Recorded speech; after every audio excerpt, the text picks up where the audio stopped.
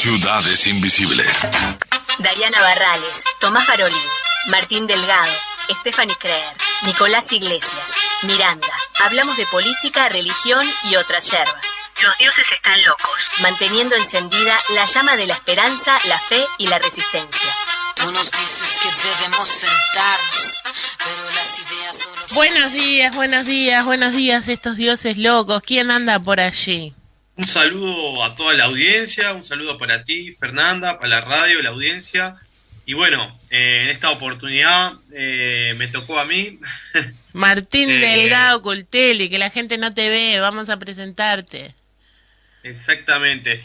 Y bueno, en primer lugar, decir, un saludo porque fue el primero de agosto, que es el Día de la Madre Tierra, para varias culturas indígenas de Sudamérica, ¿no? Es la mitad del invierno y entonces hay una celebración ahí de la mitad del invierno y de preparar el huerto para lo que es pasar del cultivo de invierno al cultivo de primavera.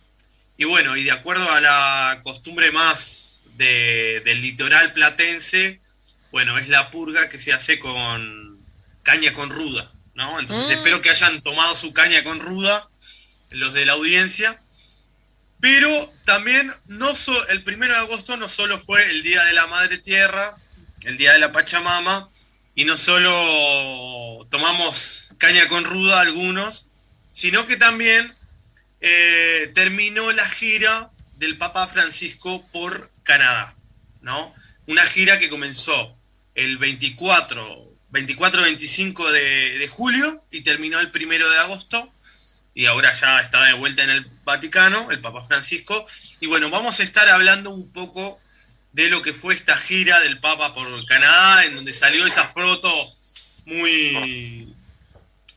que dio mucho para hablar, ¿no? Del Papa Francisco con el tocado indígena Cree, principalmente era Cree, ese tipo de tocado. Pero bueno, que en general gran parte de las personas lo asocian a los indios de las películas de Hollywood. Entonces, en principio parecía un poco bizarro, pero en realidad tiene su fundamentación del Papa con ese tocado. Entonces vamos a hablar un poco de eso. Martín, buen día. Ahí está mi otro Nico, que nos va a estar acompañando. No, solo pensaba en esto de la purga que hablabas, ¿no? Podríamos decir que el Papa fue también a hacer su proceso de purgar alguna cosa. Sí, exactamente. Y purgar, diríamos, relaciones históricas de siglos que ha desarrollado la Iglesia y de cómo entiende la Iglesia a las otredades culturales, religiosas, otredades no cristianas, ¿no?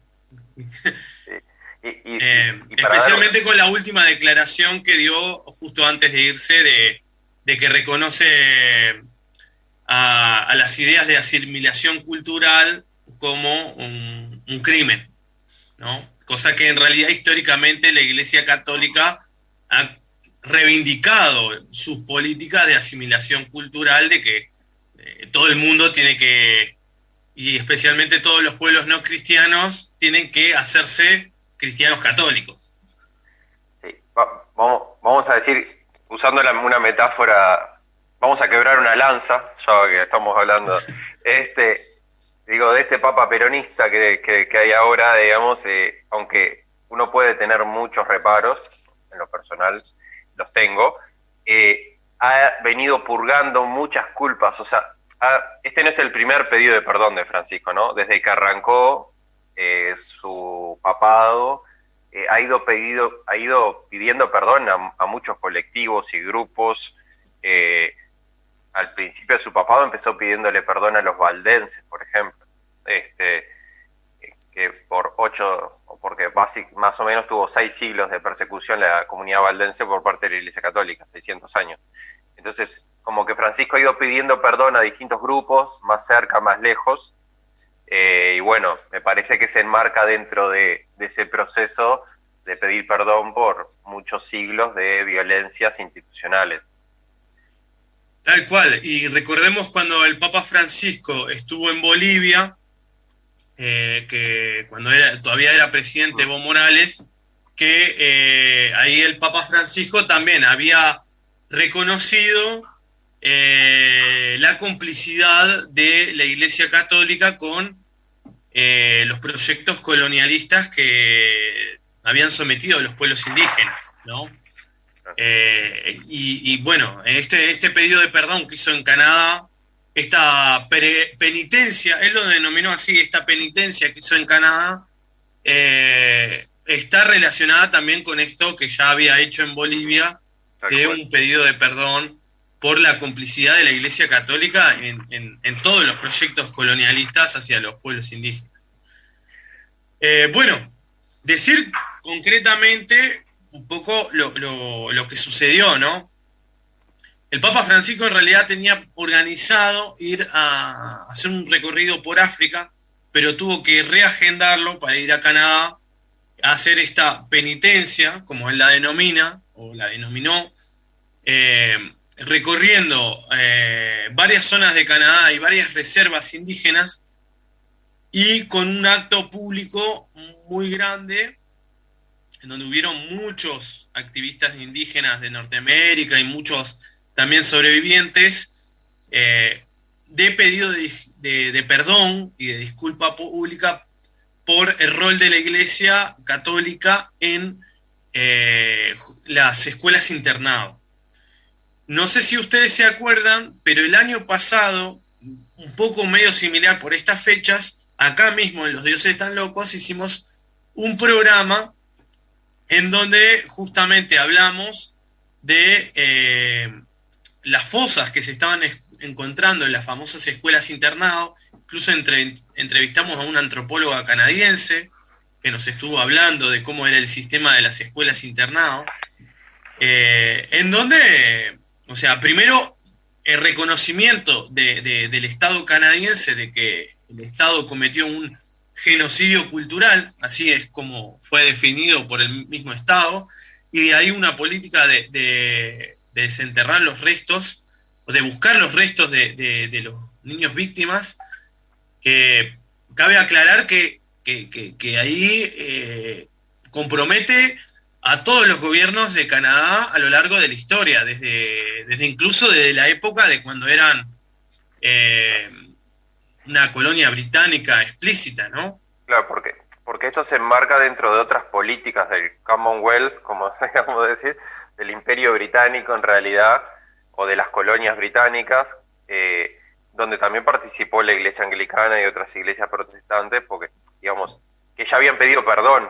Quizá la diferencia, pero no trascendió en la prensa, muchas iglesias protestantes ya antes habían pedido disculpas, pero la Iglesia Católica venía como quedando para atrás con el pedido de disculpas, digamos, porque participaron iglesias protestantes en ese proceso mal llamado civilizatorio, digamos, de genocidio, digamos, de adoctrinamiento civil y religioso. Para enmarcar, Martín, ¿cuáles fueron los años bien que sucedió este proceso de estas escuelas? O sea, el modelo de las escuelas internados surge como 1860, 1870, o sea, justamente la época de la famosa expansión hacia el oeste, ¿no? En donde tanto Canadá como... Recordemos que originalmente las colonias británicas y francesas también de Norteamérica era, la costa del Atlántico en el caso de Estados Unidos y la costa del Atlántico y también la bahía de Hudson en Canadá. Y que en realidad lo que hoy en día es Estados Unidos y Canadá son expansiones coloniales de los propios estados ya independientes, ¿no?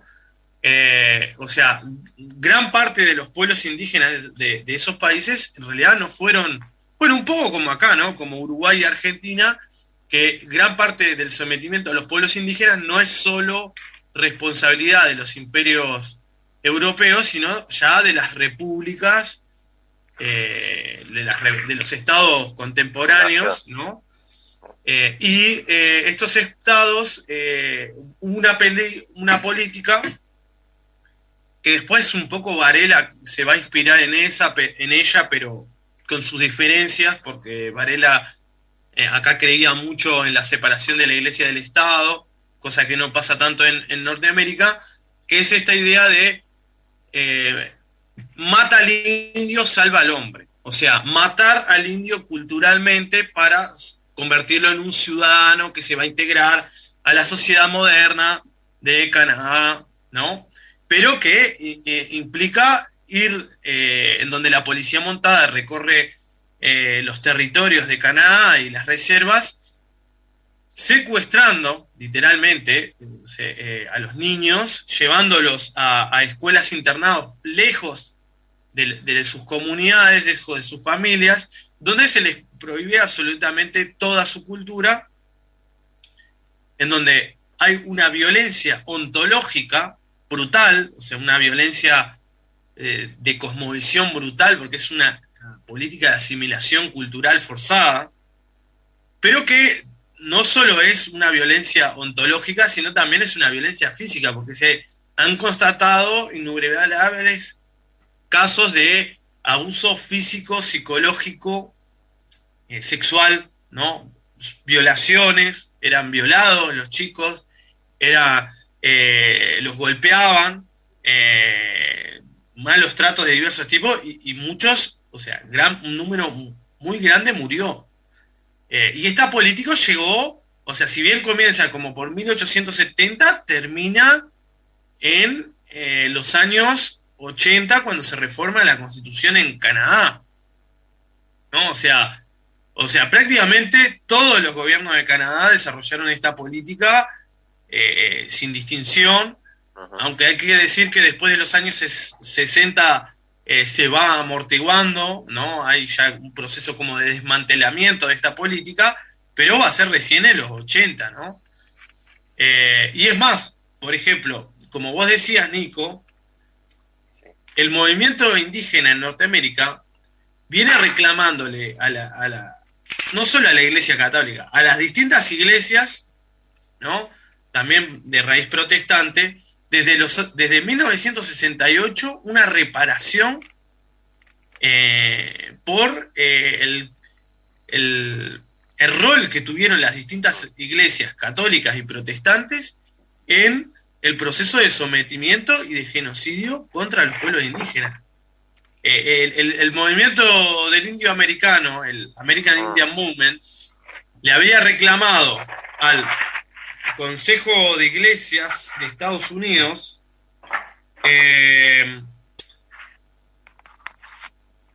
Consejo Nacional de Iglesias le había reclamado 750 millones de dólares en reparación por el rol que habían tenido las distintas iglesias de todo tipo en el sometimiento y el genocidio de los pueblos indígenas.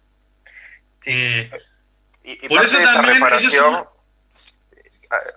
parte de esa reparación en Estados Unidos, por lo menos algunas cosas ha habido. Eras vos que me contabas, ¿no? Que había una capilla, había un lugar en la Universidad Metodista, o la Iglesia Metodista de Estados Unidos, que se usaban para las reuniones de los pueblos originarios. O sea, ha habido como ciertas reparaciones simbólicas, no sé cuánto económica o material, pero sí. Pero quisiera también pensar que este proceso no es solo de Canadá y Estados Unidos, porque ahora estamos mirando solo a Canadá, pero si vemos lo que pasó, ¿no? En Australia, pienso, no es tan distinto, y también hay violencia física, abuso, violación, trata, todo, o sea, todo un montón de... y en África también, o sea, en verdad este proceso es bien la lógica colonial. Pasa que, claro, lo que es llamativo es que en Canadá haya durado hasta hace 40 años. Claro, tal cual. En general siempre se piensa que eso sucede en los países donde supuestamente hay un colonialismo más explícito, ¿no? Y son más subdesarrollados, como justamente Bolivia, Perú, Guatemala. Y en realidad eso también se practica en los países supuestamente más desarrollados, pero que vienen de una raíz colonial, ¿no?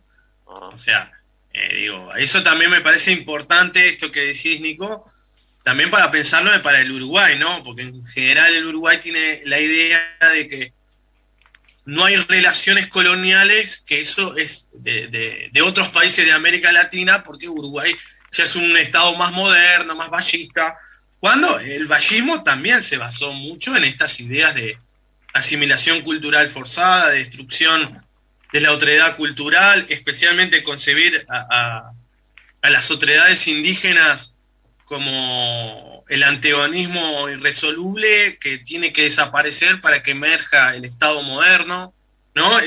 Son las mismas ideas que aplicó Canadá, ¿no?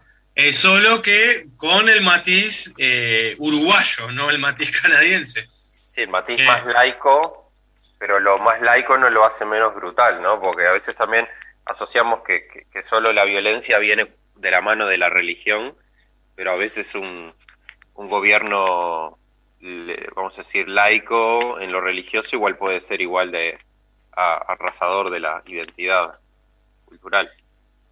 Tal cual, y ahí yo creo que también esta enseñanza, que podríamos decir, esta enseñanza del Papa Francisco, y de gran parte de la alta jerarquía de la Iglesia Católica, que reprograma todas sus agendas para ir a hacer este reconocimiento a Canadá, también creo que también da para pensar acá en el Uruguay,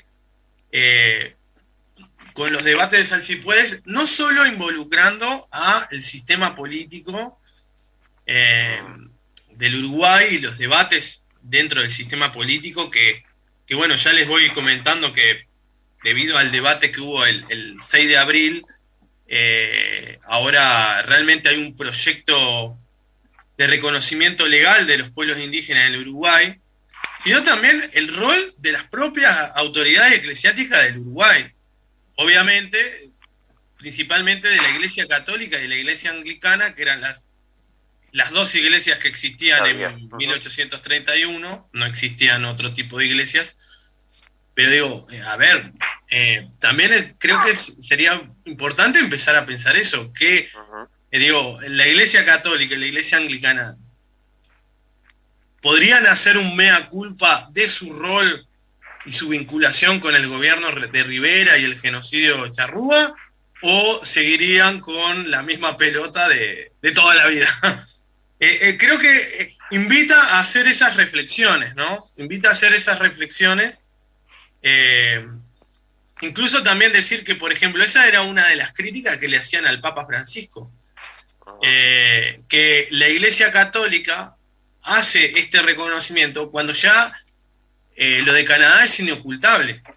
O sea, claro, al encontrar las fosas, no le queda otra a la Iglesia Católica. No le queda otra de ir a Canadá, agachar la cabeza y besarle la mano a los líderes indígenas, porque ya es algo que no se puede ocultar. Y reclama le dice, ¿por qué no hicieron eso antes, cuando comenzaba el movimiento, reclamando el pedido de disculpas, reclamando justicia? ¿Por qué no había comenzado ahí el apoyo o el pedido de disculpas? ¿No? Eso es un poco la crítica que le hicieron. Pero también decir que o sea, los indígenas en Canadá querían que el Papa fuera y les pidiera disculpas, ¿no? O sea, eso era más allá de esa crítica que hubo hacia el Papa, también el Papa cumplió eso que se le demandaba, ¿no? Ahí va. Sí, ¿no? Y para hacer un paneo de cierre, ¿no? Porque es muy difícil hablar del Papa Francisco y no hablar de las 2 o 3 cosas que están en este momento alrededor de la Iglesia Católica, ¿no? Por solo mencionarlas, para profundizar en otras oportunidades. Está la bajada de estatus, la degradación de estatus del Opus Dei de hace pocos días, donde el Papa Francisco le quita la prelatura o el lugar especial que tenía de conexión directa que Juan Pablo II se le había dado en el año 1982. Opus Dei, que ya hablaremos un día especialmente del Opus Dei, ¿no? Porque da para mucho material. Pero bueno, en este contexto se da esto también, ¿no? O sea, hay que ver la foto un poco más amplia, que están habiendo un par de movimientos dentro de la Iglesia Católica que apuntan hacia una dirección.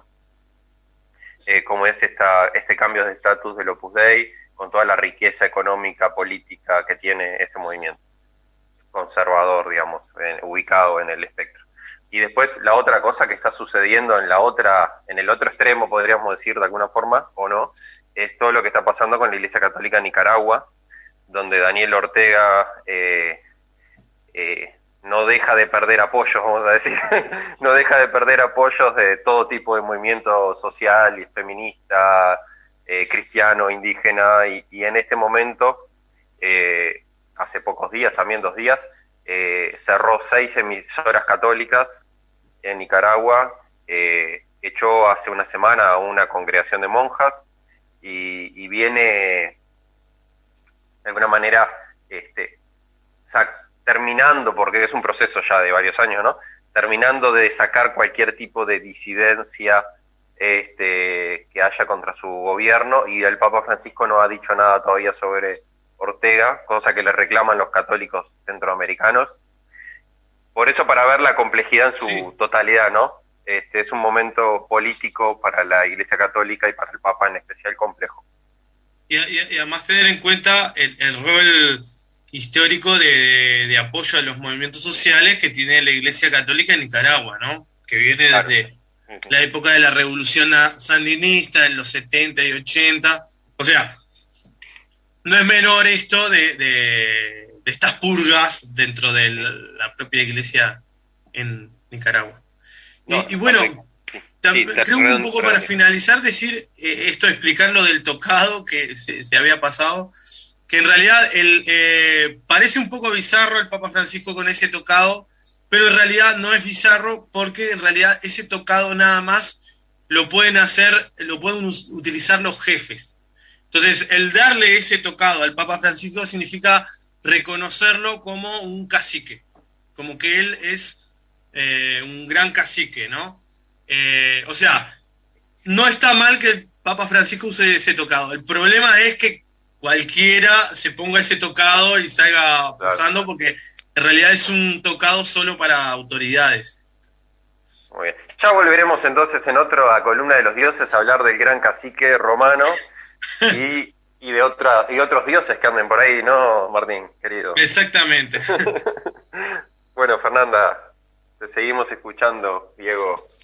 Muchísimas gracias, estos dioses. La verdad que nos aclararon varias cosas que hemos visto en la prensa en estos días. Semana agitada dentro de la iglesia y dentro del mundo de la religión, sí las hubo. Sí, la verdad que sí. Y está bueno que los dioses nos lo bajen al idioma fácil, de que todas y todas podamos tener más claro, porque como decía bien Martín al principio, la foto del Papa con el tocado dio la vuelta al mundo. Se hizo meme. Se hizo meme también, o sea que en las redes sociales la veíamos cada 2 minutos, y está bueno entender la razón, el porqué y las consecuencias y todo eso de lo que hemos visto. Muchísimas gracias a estos dioses que cada vez están más locos, pero los queremos muchísimo igual. Martín, Nico, ahí. Hola. Los perdimos. Saludos a todos y que pasen bien. Muchísimas Chao, gracias, hasta Martín. luego. Gracias, Nicolás Iglesias. Diego, hemos llegado al final de estas ciudades invisibles. Hoy es jueves, así que se vienen las voces del interior a la radio Fénix. Nosotros nos encontramos mañana, pero antes vamos a hacer 2 cosas. Sí, a ver. Una, yo voy a quedar mucho más linda de lo que soy. Ah, ya sé por qué. Porque vas a lo de Macarena. Ahí va, voy a lo de Macarena, como fue Inés, como fue Andrea, que también quedaron súper contentas nuestras compañeras. Macarena de Carvalho, Centro Estético, lo buscan en Instagram. La verdad que, bueno, está en la zona del Parque Rodó, una zona súper accesible, que tienen ómnibus de todos lados, tiene muchos servicios estéticos y la verdad que es súper recomendable.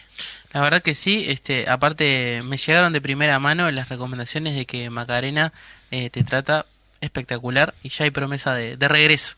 Ah, qué bueno, qué bueno. Y después, bueno, salís así del centro estético, así toda rozagante, ¿no? Brillando como un sol, y decís, me voy a autocelebrar este momento tomando un café en Bazar Café.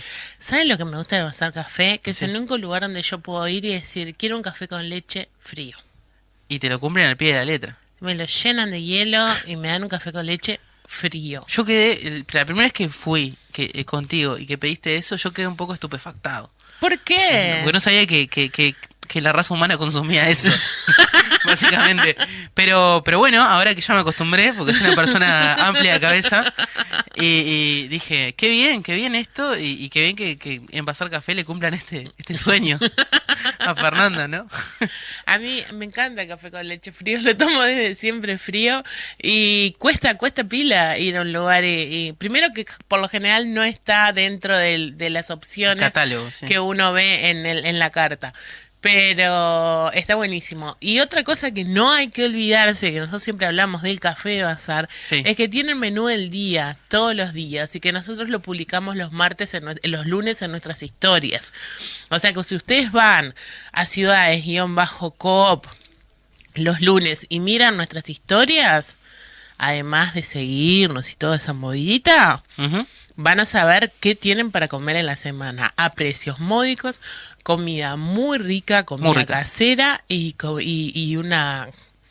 Si vos andás trabajando, hay mucha gente que trabaja en la vuelta, hay muchas oficinas en la vuelta Ujú. de Bazar Café acá en Jackson y Gonzalo Ramírez, van y sabés que tenés un almuerzo que vale la pena. Sin duda que sí. Y después de que ya están tomándose un cafecito, lo que tienen que hacer, que es suscribirse a nuestro canal de YouTube, porque en Ciudades Invisibles Radio nos buscan así y les va a aparecer. Estamos subiendo como siempre todos los contenidos.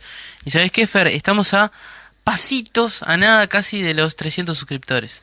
Así que si nos ayudan, nos dan un empujoncito, capaz que... Llegamos a los 1000 volando, Bueno. una patadita nos tienen que dar para llegar a los 1000 volando. Por lo menos empecemos por los 300. Sí, Partido sí, a partido. Fe, vos no seguís en... es verdad. Nos sigue. Tus hijas tienen cuenta de YouTube. ¿Tus vecinos? ¿Tus vecinos? Yo te quiero ver este fin de semana tocando puerta por puerta. Puerta por puerta. Diciendo, disculpe, ¿tiene un minuto para hablar de Ciudades Invisibles? Claro, ahí va. Un beso grande, ¿sabe para qué? Para Jorge y para Diana, que ayer preguntaron por qué no salió Álvaro Guigú con su columna Desde el Litoral. Estaba trabajando. Álvaro estaba trabajando, estaba relatando fútbol que jugó Huracán de Paysandú con Racing acá Exacto. en Central. En el Parque Palermo. Bueno, eso no lo sabía. Ahí yo le digo ahí en Central. En la cancha central española. Exactamente. Y bueno, por eso no pudo salir al aire ayer, pero dentro de 2 semanas lo van a tener. Nos vemos mañana, nos reencontramos a las 9, pero yo le voy a dejar esta silla calentita para María Rosa Oña, que vuelve mañana a la conducción por un día, porque me voy a hacer un viajecito a Tacuarembó. Nos vemos el lunes. Nos vemos el lunes con usted, Diego Varela. Estás escuchando Ciudades Invisibles.